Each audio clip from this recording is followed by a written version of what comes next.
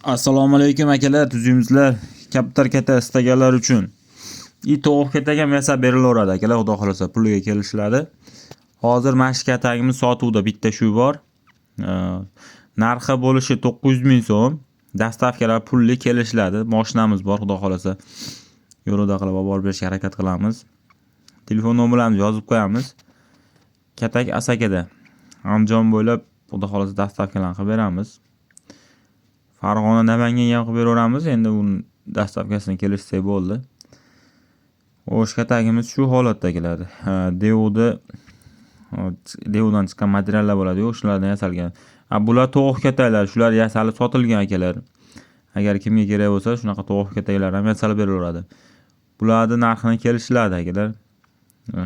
Qanaqa nechiligini aytsalar, kelishib yasab beraveradi. Imkon qadar Telegramda yozinglar. Ammo kaptar kataning narxi bo'lishi 900 ming so'mdan kamiga bera olmaymiz. Bo'ladigan narxini aytdik. Keyin hozirlar mana bunaqa tovuq kataklarni ham gnizdolari bilan yasab beradi akalar. Qiziqqanlarga.